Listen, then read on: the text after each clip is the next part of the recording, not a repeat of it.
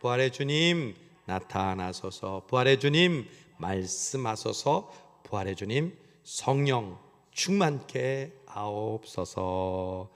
아멘.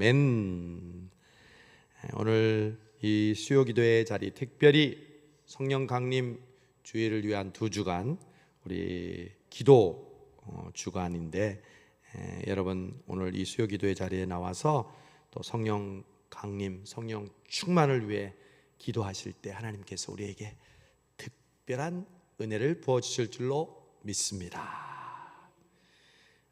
여러분 지금 성령님이 강림하시는 날이 하루하루 가까워오고 있습니다. 이제 12일 전입니다.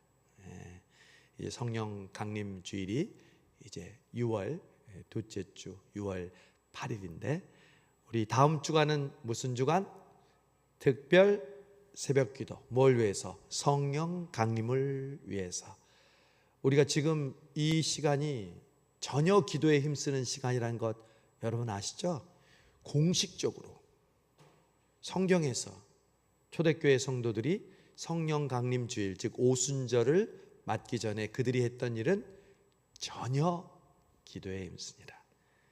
평소에도 여러분 하지만 혹은 평소에 기도 좀 덜 하신 분도 계시다면 이 주간에는 열심히 기도하는 우리가 되기를 바랍니다. 왜요? 그때 성령님이 우리에게 충만하게 임하시기 때문입니다. 저희 지금 사택을 수리하고 있는데, 그 사택을 수리하는 전체 감독하는 우리 소장님이 장로님이에요. 그리고 거기서 일하는 분들도 대부분 집사님이고, 또 목공하시는 분도 집사님인데, 오늘 제가 식사를 대접하면서 얘기를 나누다가 목공하는 집사님하고 함께 이야기를 나누게 됐어요. 근데 그분은 여의도 순복음교회 출신이야. 그래서 새벽기도, 금요 철야기도, 여러분 예전에는 금요 철야기도 우리 했잖아요. 그래서 새벽기도 하고 갔잖아요. 어느새 금요 기도회도 없고 철야 기도회도 없고, 이 집사님이 너무 답답한 가운데 코로나 이후에 동네에 있는 우리 교회만한 사이즈의 침례교회로 가서 신앙생활 열심히 하고 있대요. 새벽 기도는 한 10명 정도 나오고. 잠깐 생각나는 게 있어요. 우리가 새벽 기도에 몇 배의 성도를 주옵소서 기도하죠? 10배의 성도를 주옵소서. 우리 새벽 기도 몇 명 나오는지 아세요? 온라인하고 합치면 한 40명에서 50명 사이가 나와요. 오해하지 마세요. 온라인으로 나오시는 분을 제가 무시해서가 아니라, 지금 우리 교회 나오는 숫자는 예배당에 출석하는 새벽 기도의 10배야. 아니, 오늘 불현듯 그런 생각이 딱 들더라고요. 한 평균 10명이 참석해요. 그런데 우리 교회 인원이 지금 100명을 왔다 갔다 하거든. 물론 온라인의 그 숫자는 잠재적 숫자야. 나중에 이제 보너스가 되면 그냥 하나님께서 그 인원까지 함께 포함해 주시겠지만, 여러분 이 특별 기도 주간에 예배당에 나와서 수요일도 마찬가지고 매일 새벽에 여러분 함께 기도하는 우리가 되기를 바랍니다. 수요기도에는 더 많이 나왔네. 수요기도에 10배의 성도를 주옵소서 이렇게 했으면 우리 지금 한 150명 나왔겠네. 제가 숫자를 가지고 뭐라는 것이 아니라 정말 우리의 간절한 마음이 지금 우리가 불타올라야 돼요. 목사님만 불타오르면 안 되잖아요. 그 아까 집사님이 목공하시는 집사님이 그러는 거예요. 자기는 지금 제일 힘든 게 있대. 신앙생활 하면서 뭐가 힘드냐면 찬양을 뜨겁게 할 수 있는 그런 환경이 조성되지 않아서 내 영이 죽고 있는 것 같대. 여러분 우리 성수동교회는 찬양을 통해서 영적으로 뜨겁게 강하게 역사하는 은혜가 늘 함께 하시는 줄로 믿습니다. 오늘도 찬양할 때 얼마나 마음이 뜨거운지. 여러분도 뜨거우셨죠? 요즘 이렇게 뜨겁게 찬양하는 교회가 드물어요. 오늘 찬양만 여러분 뜨겁게 하셨어도 이제 집으로 돌아가셔도 돼요. 그런 생각이 들더라고. 맞아, 내가 뜨겁게 하나님께 영광 돌리고 찬양하면 그때 하나님이 부어주시는 그 은혜 눈에 보이지 않아도 이미 우리 심령 속에 충만해지고 그 충만케 해주신 은혜로 우리는 넉넉히 세상을 이길 수 있을 줄로 믿습니다. 그런 우리에게 오늘 이 귀한 말씀을 주시잖아요. 얼마나 행복해요. 여러분, 저는 말씀을 민감하게 읽고 듣고 설교합니다. 근데 참 놀라워요. 예전에 우리가 사도행전을 묵상할 때는 사도행전과 고린도전서가 함께 반복해서 말씀해 주시더니 오늘은 또 우리가 요즘 출애굽기를 묵상하고 있는데 오늘 우리가 나눈 그 말씀, 애굽왕 바로가 이스라엘 백성들을 더 힘들게 하고 지푸라기도 주지 않고 너희들이 까불어? 그러면 내가 너희들을 더 힘들게 할 거야. 우리가 신앙생활 할 때 믿음의 길이, 십자가의 길이 어렵고 힘들다고 포기할 수 없는 이유는 그럴수록 하나님의 은혜는 더 크기 때문인 줄로 믿습니다. 우리가 불렀던 찬양 가운데 내가 겪는 시험이 어렵고 힘들어도 내 주님보다 크지 않네. 내 고통이 아무리 크고 내가 겪는 환난이 아무리 심하다 해도 그것은 우리 주님보다 결코 크지 않다는 것을 명심하시기를 바랍니다. 주님의 높고 위대하심을 내 영혼이 찬양하네. 주님의 높고 위대하심을 내 영혼이 찬양하네.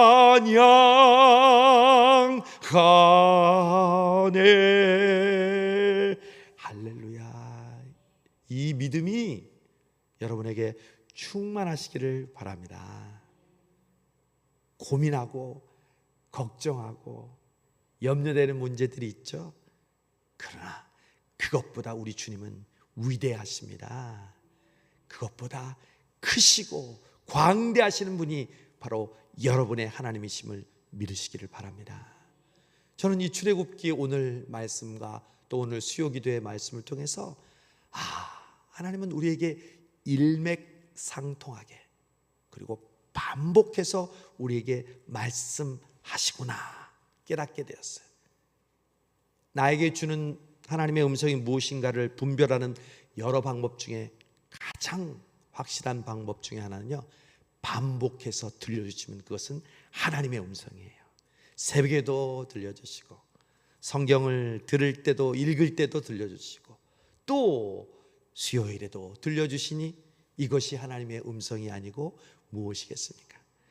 여러분, 오늘 이제 바울은 고린도 교회가 갖고 있는 그 문제에 대해서 여러 가지를 열거했죠. 음행하는 문제라든지 분쟁하는 문제라든지 제사의 음식을 먹는 문제라든지 이 여러 가지 문제 가운데 교회가 지금 어지럽고 힘든 가운데 있는데 오늘은 중간에 그 말씀을 종합하면서 고린도 교회와 오늘을 사는 우리가 어떻게 그 시험으로부터 그 고난으로부터 그 유혹으로부터 이길 수 있는지의 비결을 가르쳐 줍니다. 그러면서 예를 듭니다. 1절 형제들아 나는 너희가 알지 못하기를 원하지 아니하노니 우리 조상들이 다 구름 아래에 있고 바다 가운데로 지나며, 즉 이스라엘 백성들이 출애굽하여 홍해를 건너는 모습을 떠올리게 합니다. 우리도 떠올릴 수 있잖아요. 자, 어떤 일이 있었을까요? 2절 모세에게 속하여 다 구름과 바다에서 세례를 받고. 여러분, 이건 바울의 해석이에요. 이스라엘 백성들이 모두 다 세례를 받았다는 거예요. 누구한테 세례를 받았을까요? 모세가 이스라엘 백성들에게 한 명 한 명 다 머리에 세례를 주었나요? 그런 일이 기록되었나요? 아니요. 그런데 모세에게 속하여 다 구름과 바다에서 세례를 받았다는 것은 무슨 해석일까요? 그것은 바로 홍해를 건널 때 물을 하나님께서 홍해를 가르시고 이스라엘 백성들이 지날 때 그것이 바로 하나님이 주시는 세례를 받는 은혜를 입었다는 해석입니다. 아하, 그렇구나. 하나님이 이스라엘 백성 모두에게 홍해를 건너가게 하신 것은 그 애굽 군대로부터 피하기 위한, 살 길을 위한 길을 열어주셨을 뿐 아니라 영적인 의미에서는 그 물을 통하여 세례를 받게 하셨다는 것이죠. 두 번째, 3절, 다 같은 신령한 음식을 먹으며. 뭘 먹었어요? 이게 뭐예요, 여러분? 우리는 알잖아요. 이스라엘 백성들이 광야에서 먹었던 음식이 뭐예요? 만나. 만나의 의미가 이것이 무엇이냐? 이게 만나의 뜻이에요. 갑자기 새벽 이슬과 같은 그 만나가 내려서 그것을 거두어서 그것을 해서 음식을 먹는 모든 사람이 생명의 만나를, 하늘의 양식을. 여러분, 지금도 하나님께서 우리에게 생명의 만나, 하늘의 양식을 매일마다 내려주시는 줄로 믿습니다. 여러분이 새벽마다 듣는 말씀, 여러분이 받는 가시, 여러분이 통독하면서 듣고 읽는 말씀, 그것이 바로 하나님이 우리에게 내려주시는 생명의 만나요. 오늘 여러분에게 들려주시는 이 말씀도 생명의 만나인 줄로 믿습니다. 4절, 다 같은 신령한 음료를 마셨는데, 목이 말랐잖아요, 이스라엘 백성들이 광야에서. 그런데 모세가 반석에서 지팡이로 딱 치니까 반석에서 샘물이 솟아 나왔잖아요. 그래서 그 목마른 목을 축일 수 있는 거죠. 여러분, 저와 여러분도 영적으로 배고플 뿐만 아니라 목말라요. 목마름과 배고픔은 다르잖아요, 그렇죠? 배고픔과 목마름이 있을 때 우리는 양식을 먹고 밥을 먹고 물을 마시는데, 우리의 영적인 삶도 우리에게 생명의 말씀을 주심과 동시에 생명의 음료, 은혜를 우리에게 부어주시는데, 그 은혜는 어디로부터 말미암아 왔다고요? 신령한 반석으로부터 마셨음에 그 반석은 곧 그리스도라. 반석이신, 만세 반석이신 그리스도로부터 우리는 매일 샘솟는 은혜를 마심으로 이 광야를, 이 세상을 우리가 살아나간다는 것이죠. 이스라엘 백성들이 이처럼 하나님의 은혜를 입었다는 것을 지금 강조하는 거예요. 물을 지나며 세례를 받고 하늘로부터 내려오는 만나를 먹으며 반석에서 샘솟는 음료를 먹는, 우리도 똑같은 은혜를 입은 사람들이라는 거죠. 그런데 문제가 생겼습니다. 5절, 그러나 그들의 다수를 하나님이 기뻐하지 아니하셨습니다. 여러분, 출애굽한 사람들이에요? 출애굽 안 한 사람들이에요? 그들의 다수가 출애굽한 사람들이에요. 여러분, 하늘나라에 가서 예수님이 양과 염소를 구분할 때 염소는 하나님을, 예수님을 믿는 사람이었어요? 안 믿는 사람이었어요?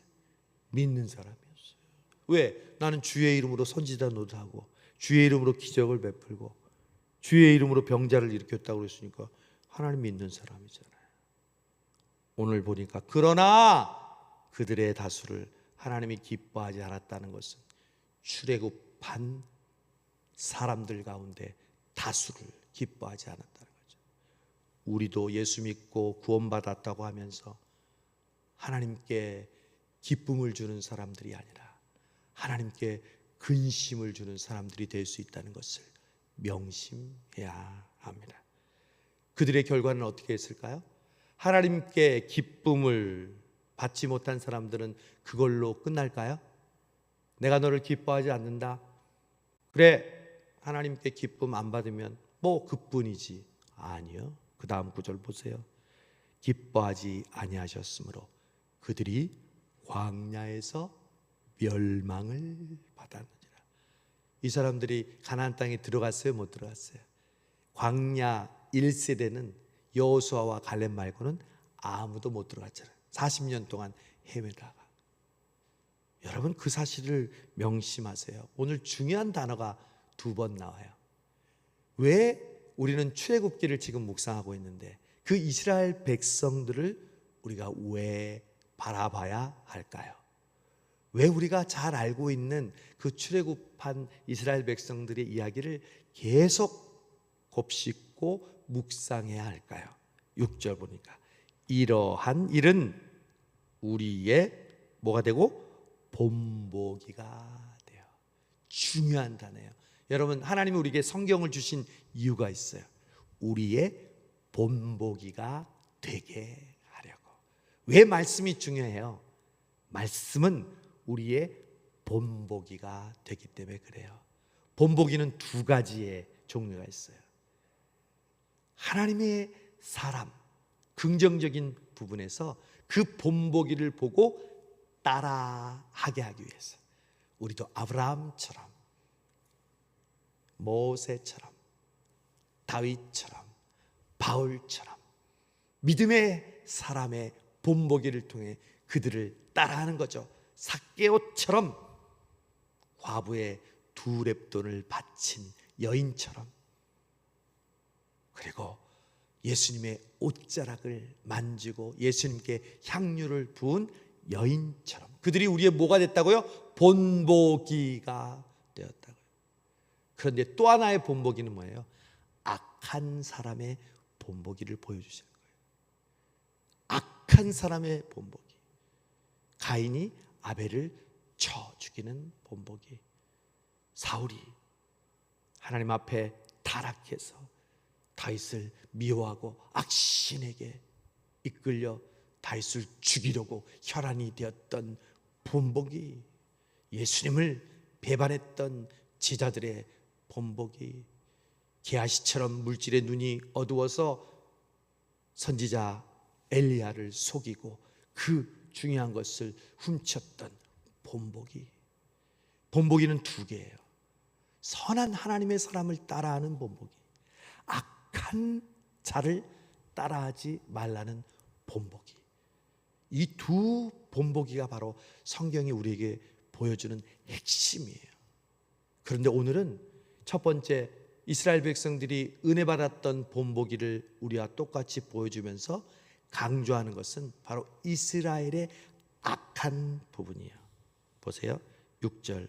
이러한 일은 우리의 본보기가 되어 우리로 하여금 그들이 뭐를 즐겨한 것 같이 악을, 저를 따라서 악을 즐겨한 것 같이, 한 번 더, 악을 즐겨한 것 같이, 한 번 더 해야 돼요. 악을 즐겨한 것 같이. 여러분 아세요? 인간은 악을 즐겨하는 존재입니다. 인간은 죄를 즐겨하는 존재입니다. 여러분, 성령 충만하기 위해서 오늘 예배 잘 오셨어요. 제가 강조하죠, 항상. 성령 충만은요, 반드시 회개 충만과 함께 옵니다. 회개 없는 성령 충만은 있을 수가 없습니다. 회개는요, 억지로 되는 게 아니에요. 쥐어짜서 흉내내서 회개할 수 없어요. 오직 하나님의 은혜로, 성령의 역사로 우리는 우리의 자신의 악을 즐겨하는 모습, 죄를 즐겨하는 모습을 우리가 발견하는 거죠. 어떤 사람이? 주님께 더 가까이 가는 사람이. 주님과 대충 멀리 있는 사람이 회개하는 게 아니에요.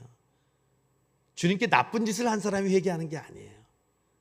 오히려 주님께 더 가까이, 더 성령 충만하기 위해 몸부림치는 자들에게 주시는 은혜가, 내가 악을 가까이, 악을 즐거워했던 존재구나. 여러분, 인간은 연약한 존재 맞죠? 그렇죠? 인간은 참으로 연약한 존재죠. 근데 우리 그런 고백 잘하잖아요. 그런데 인간은 연약함과 동시에 어떻게 해요? 악한 존재예요. 이걸 우리가 간과할 때가 많아요. 인간은 가만히 있으면 악한 존재가 돼요. 악을 즐거워하는 존재가 돼요. 죄를 즐거워하는 존재가 돼요. 이 사실을 인정하는 것이 회개예요. 이 사실을 내가 고백하는 것이 참회예요. 다윗은 어쩌면 사울보다 더 큰 죄를 저질렀어요. 맞아요, 틀려요? 간음죄를 범했죠. 요압과 모의해서 그 우리아를 죽였죠. 그것을 은폐했어요. 사울은 어쩌면 그냥 전쟁터에서 하나님이 취하지 말라는 거 취하고, 제사 자기가 먼저 지내고, 그리고 다윗을 좀 미워하고, 어떻게 보면 평범하잖아요. 근데 여러분, 왜 다윗은 더 흉악한 죄를 범했는데 메시아의 조상이 되고 사울은 비참한 최후를 맞이하였습니까? 회개하지 않았기 때문에 그래요. 여러분, 회개도 내가 결심해서 얻는 게 아니에요. 베드로도 예수님 3번이나 부인했는데, 가룟 유다도 예수님 팔았다고 하지만 뭐가 달라요? 제가 어떻게 보면 베드로가 더 야박하고 더 배신감을 주는 잘못인데, 그 둘의 차이가 뭐예요? 회개한 자와 회개하지 않은 자. 오늘 이 말씀을 통해서 이스라엘 백성들의 그 광야에서 죄를 즐겨하는 그 모습이 바로 우리의 본보기가 된다는 것은, 그것을 회개하라는 주님의 음성이에요. 예를 들어서 어떻게 했냐? 7절, 그들 가운데 어떤 사람들 같이 너희는 우상 숭배하는 자가 되지 말라. 이게 바로 그 말씀이죠. 모세가 시내산에 올라갔는데 내려오는 것이 지체되니까 누구를 위하여 신을 만들었어요? 자기를 위하여 금송아지를 만들고 뛰며 춤추며 먹고 마시는. 그런데 그들은 입으로는 뭐라고 그랬어요? 이 송아지가 하나님이다. 여러분, 우리가 겉으로 하나님을 운운하면서 우상 숭배를 할 수 있다는 사실을 아십니까? 우리가 다른 종교에 절을 하고 다른 신상에 참배하고 점 보는 것, 그것이 우상 숭배의 전부가 아니라 오히려 하나님을 운운하면서 나를 위하여 하나님을 이용하는 그 모습이 우상 숭배라는 것이죠. 8절, 그들 중에 어떤 사람들이 음행하다가 하루에 23,000명이 죽었나니. 이 음행이라는 것은 바로 우상 숭배를 의미하죠. 영적인 간음을 하다가 하나님께서 진노하셔서 그 이방의 우상을 숭배했던 23,000명을 하루아침에 죽게 하셨죠. 9절, 그들 가운데 어떤 사람들이 주를 시험하다가 주님을 불평하고 주님을 원망하고, 주님이 있다면 왜 우리에게 이런 어려움이 있습니까? 라고 함부로 말하다가 뱀에게 물려 죽었다는 것이죠. 그런 사람들을 보면서 우리는 어떻게 하자? 10절, 너희는 그들과 같이 원망하지 말아라. 그들과 같이 우상 숭배하지 말아라. 그들과 같이 영적인 간음을 하지 말아라. 그들과 같이 너희들은 주를 시험하지 말아라. 왜냐하면 그 결과는 뭐라고요? 멸망입니다. 여러분, 죄를 즐겨하는 것이 인간의 본 모습이라고 했는데, 우리는 그것을 아무렇지도 생각 않게 생각하지만 그것의 결국은 뭐예요? 멸망이에요. 그런 그들의 모습이 우리에게 무엇이 되었다고요? 아까도 한번 얘기했죠. 의인을 따라하는 본보기가 됐지만 악인도 우리에게 뭐가 됐다는 거예요? 본보기가 됐죠. 11절에 나오네. 그들에게 일어난 이런 일은 뭐가 되고? 본보기가 되고. 또 나왔잖아요. 우리의 본보기가 되어 6절, 11절. 이런 일은 본보기가 되고. 인간은요, 자기가 경험하지 않은 건 몰라요. 그리고 심지어 자기가 잘못한 것도 몰라요. 그런데 본보기를 보면 깨달아요. 아이쿠, 저러면 안 되는구나. 아, 저렇게 하고 싶다. 사람은 결국 그 본보기를 따라서 살게 되었어요. 우리 예수님이 우리의 영원한 본보기가 되시는 줄로 믿습니다. 여러분이 여러분의 가정의 본보기가 됨을 믿습니다. 담임 목사는 여러분들의 본보기가 되어야 하고, 여러분 믿음의 사람은 바로 여러분 주변의 사람들의 본보기가 되어야 합니다. 11절 또한 말세를 만난 우리를, 왜 본보기가 되게 하냐면 우리를 뭐하기 위해서? 깨우치기 위하여. 이게 여러분 성경이 우리에게 주어진 이유예요. 우리에게 본보기가 되고, 저를 따라했어요. 우리에게 본보기가 되고 우리를 깨우치기 위하여 성경이 기록되었습니다. 아시겠죠 여러분? 우리의 본보기가 되고 우리를 사람은 깨우치지 않으면 인간이 아니라 짐승이 되는 거예요. 악한 존재로 멸망할 수밖에 없는 거예요. 그래서 매일마다 말씀을 주는 이유가 본보기를 보고, 아, 저게 바로 나의 모습이구나. 아, 저러면 안 되겠구나. 깨우치기 위하여 하나님 우리에게 말씀을 주시는데, 여러분이 매일마다 여러분 세수하고 집에 나가기 전에 뭘 봐요? 거울 보잖아요. 그래서 거울이 말씀이에요. 말씀의 거울을 우리가 매일 보지 않고 어떻게 우리가 이 세상을 살아갈 수가 있어요? 우리의 본보기가 되고 우리를 깨우치기 위하여 우리는 말씀을 보고 또 보고 그 말씀이 우리에게 주시는 귀한 은혜를 깨닫는 줄로 믿습니다. 결론이 나옵니다. 그런즉 12절, 선줄로 생각하는 자는 넘어질까 조심하라. 이거는 사실 이 자리에 없는 사람이 아니라 여기 있는 우리에게 해당되는 말씀이에요. 이 수요기대에 나온 여러분은 다른 사람보다 더 열심히 있고 더 간절해서 이 자리에 나오신 줄 아시죠? 그분들에게 하나님이 말씀합니다. 사랑하는 아들아, 사랑하는 딸아, 너희가 선줄로 생각하느냐? 너희가 믿음이 있는 줄로 생각하느냐?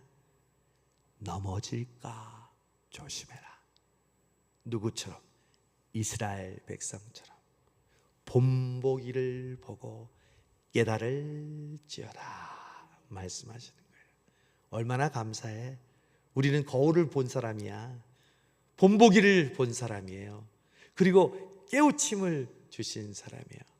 본보기를 못 본 사람, 깨우치지 못한 사람은요, 또 넘어지고 자빠지고 또 불평하고 또 우상숭배하고 또 간음하다가 엎드러지고 넘어질 수밖에 없지만, 우리는 오늘 이 말씀의 거울, 말씀의 본보기를 통해서 깨달음을 주시고 넘어지려고 하다가 일어나고 우리에게 주신 그 사명의 길, 조금 있으면 우리가 얻게 될 성령 충만의 길로 가는 줄로 믿습니다. 그래서 이 분위기 속에서 나온 말씀이 고린도전서 10장 13절, 사람이 감당할 시험 밖에는 너에게 당한 것이 없나니 오직 하나님은 미쁘사 너희가 감당치 못할 시험 당함을 허락지 아니하시고 시험 당할 즈음에 또한 피할 길을 내사 너희로 능히 감당하게 하시느니라. 할렐루야. 그들의 본보기를 보면서 우리가 지금 시험을 똑같이 당해요. 우상을 섬기고 시험에 빠지고 불평하고 원망하는, 왜 우리는 악한 존재니까. 그러나 하나님은 우리에게 이 본보기를 통하여 시험 당할 즈음에 뭘 주세요? 피할 길을 주사 너희로 근근덕신 감당하게 하는 게 아니라 능히 넉넉하게 이기게 하신다는 하나님의 약속이 바로 여기 있는 오늘 여러분에게 주시는 하나님의 약속입니다. 여러분, 시험을 당하고 있지만 여러분, 하나님은 결코 우리를 멸망하게 내버려 두지 않습니다. 저는 오늘 새벽 기도를 마치고 우리 한 집사님으로부터 메시지를 받았습니다. 목사님, 오늘 새벽에 이스라엘 백성들이 고난과 핍박과 어려움을 받는 모습을 보고 그들은 불평하고 모세도 하나님께 원망했지만 우리는 그 고통과 어려움 속에서도 반드시 우리를 부르신 사명을 이루게 하신다는 그 말씀을 통해서 남편하고 같이 새벽 기도를 드렸는데, 서로 새벽 기도 끝나고 이야기를 나누면서 우리 가정에도 하나님께서 어려움을 주셨지만 이것을 통해 극복하게 하시고 서로 싸우지 않고 작은 일로 호호 깔깔하면서 웃으면서 이 어려움을 지나는 것이 하나님의 은혜라고 서로 이야기를 나눴다는 거예요. 그리고 남편이 목사님에게 감사한 마음을 전해달라고 얘기했어요. 할렐루야. 사람이 감당한 시험 밖에는 너희에게 당한 것이 없느니라. 하나님은 우리가 감당치 못할 시험 당함을 주시지 않습니다. 감당할 수 있는 시험에도 불구하고 우리는 못한다고 미리 포기하고 하나님을 원망하고 불평하는 것뿐이지, 여러분, 하나님은 반드시 우리에게 피할 길을 주시고 우리를 다시 회복시키시고 다시 일으키시는 사실을 또 명심하시기를 바랍니다. 그래서 오늘의 진짜 결론은 14절, 그런즉 내 사랑하는 자들아 우상 숭배하는 일을 피하라. 이게 오늘의 결론이에요. 결국 이스라엘 백성들이 실패했던 것이 뭐예요? 간음하고 주를 시험하고 악을 즐거워했던 그 이스라엘 백성들의 공통 분모에는 뭐가 있었냐면 우상 숭배가 있었다. 여러분, 이 우상 숭배의 문제는 우리와 관련이 있을까요? 없을까요? 아주 관련이 있어요. 여러분, 우상 숭배는 아까도 얘기했지만 제사 지낼 때 절 안 하는 것, 다른 신에게 예배 안 드리는 것, 이 차원의 우상 숭배가 아니에요. 여러분, 명심하세요. 하나님이 제일 싫어하는 것 뭐라고 그랬어요? 우상 숭배. 우상 숭배하다가 27,000명 죽었다며요. 주를 시험하다가 뱀에게 물려 죽었다며요. 그 모든 것이 우상 숭배와 관련 있는데 그 우상 숭배가 무엇이냐? 간단하게 얘기할까요? 우상 숭배는 하나님보다 사랑하는 것이 우상 숭배입니다. 믿으십니까? 아멘입니다. 여러분, 하나님보다 많이 생각하는 것, 하나님보다 내가 더 관심과 내 모든 집중하는 그것, 그게 우상이에요. 대표적인 예가 물질을 더 사랑하고요, 물질에 세상 사람처럼 관심 가지면요, 예수 믿으면서도 우리는 우상 숭배하는 거예요. 여러분, 물질이 아무것도 아닌 것 같죠? 물질에는요 놀라운 파워가 있어요. 생물이 아니지만 생물처럼 파워가 있어서요 나를 좌지우지해요. 저는 학교 다닐 때 애들이 수련회 갈 때 수련회비가 없어서 못 가는 애들이 꼭 있어요, 없어요? 있어요. 그래서 우리도 당일선교나 가면 이렇게 후원해 주시는 분들이 있어요. 아마 그런 학생들을 생각하고 염려하는 분들이라고 생각해요. 근데 여러분, 수련회를 가고 싶어. 근데 회비가 없어. 집에서 줄 형편이 안 돼. 그러면 수련회를 가고 싶은데 수련회를 못 가게 하는 건 뭐예요? 돈이잖아. 돈이 나를 못 가게 하는 거잖아. 나는 가고 싶은데. 그게 바로 돈이 나의 우선순위에 있다는 거예요. 돈이 하나님보다 위에 있으면요, 돈에 좌우돼서 내가 하고 싶어도 못하고, 내가 하고 싶은 것 돈 때문에 더 하고 싶고. 여러분, 물질은 그냥 물질로 끝나는 게 아니라 나를 경배하게 만들어요.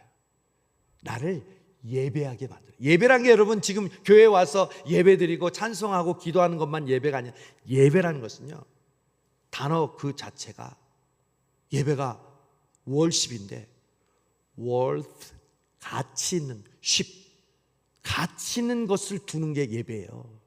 그러니까 내가 거기에 더 많은 가치를 부여하면 그게 내가 예배하는 게 되는 거예요. 내가 물질의 가치를 두면 물질 때문에 나는 하고 싶은 걸 못해. 예배 드리기 힘들어. 교회 나오기 힘들어. 그럼 내가 물질을 예배하고 있는 거예요. 물질뿐입니까? 여러분, 우리의 관계, 우리의 자녀들, 여러분이 그토록 사랑하는 그 관계가요, 하나님보다 더 사랑합니다. 이 말은 가족을 멀리하라는 뜻이 아니에요. 가족을 버리라는 것이 아니에요. 그것은 차원이 다른 그 세계를, 그 같은 차원에 두는 것을 말하는 거예요. 마치 하나님과 같이 예배하고 사랑하는 것. 그게 바로 우상이에요.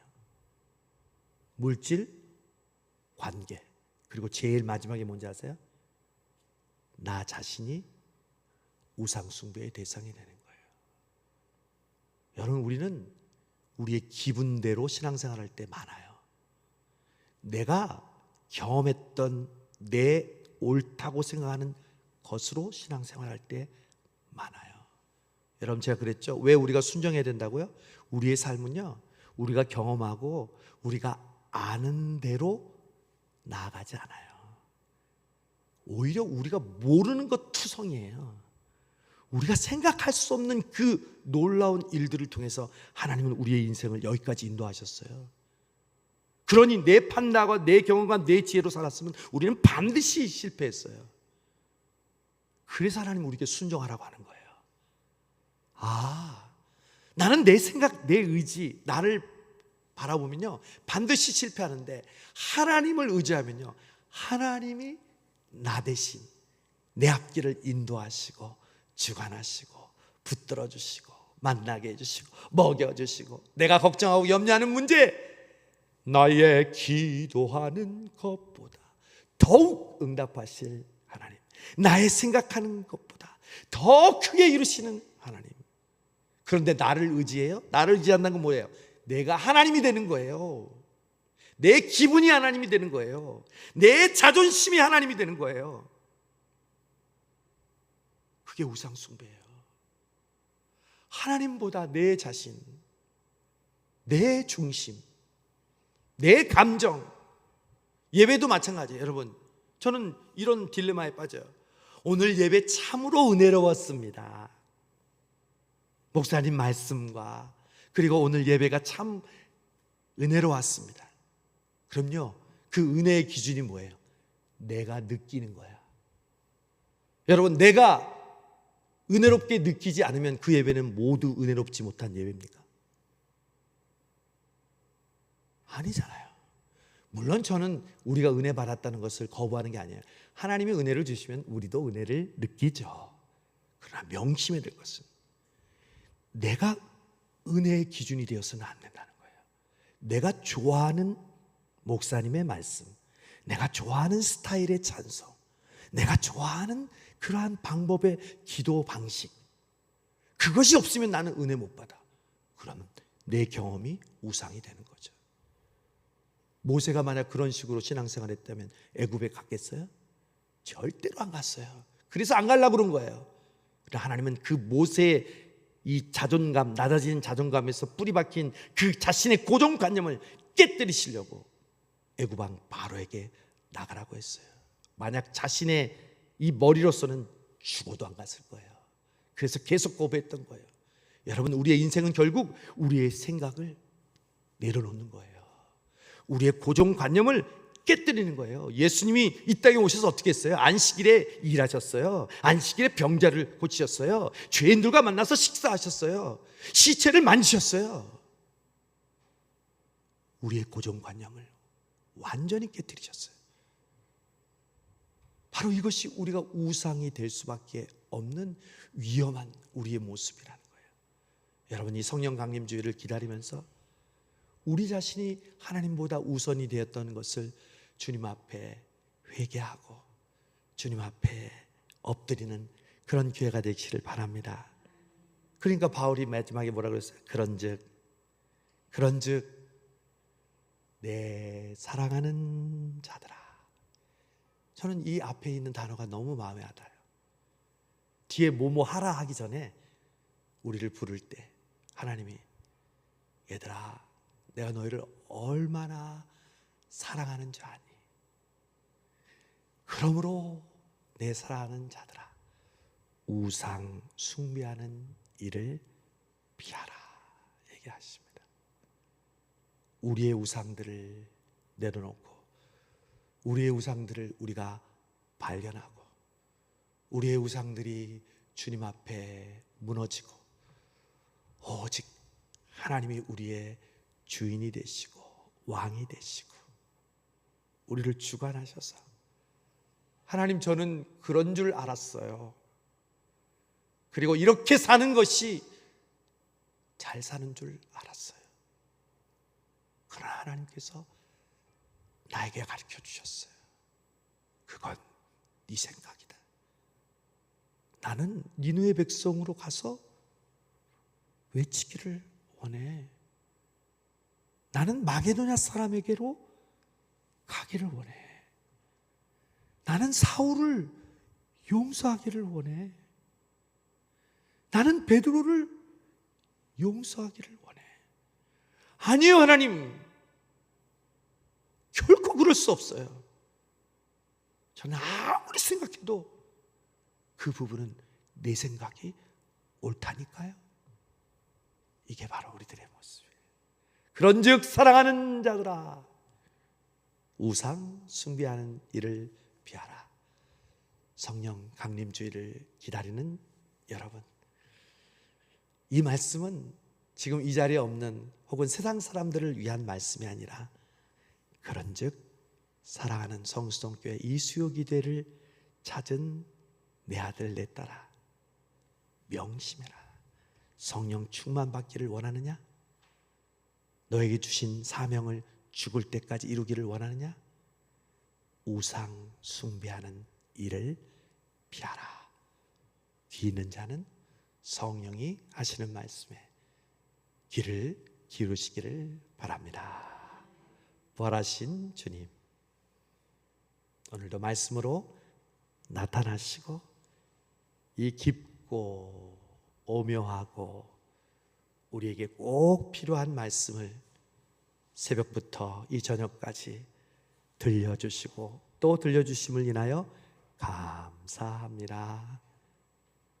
주님께서 말씀으로 나타나시고 말씀으로 깨우쳐 주심으로 주의 성령이 우리와 가까이 계심을 느끼게 하심을 감사합니다.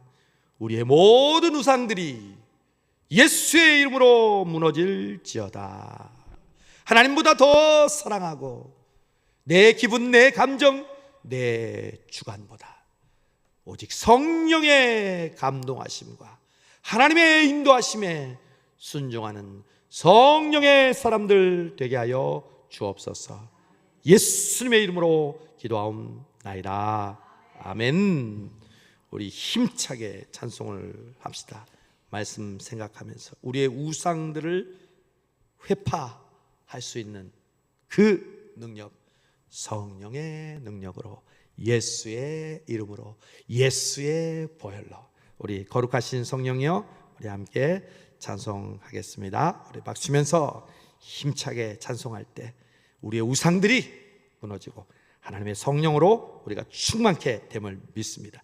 찬송할 때 하나님의 성령이 임하십니다. 마귀가 물러갑니다. 그리고 그 찬양의 향기는 여러분의 삶 속에 배어서 언제든지 흘러 넘치고 나오게 됨을 믿습니다. 찬양합시다.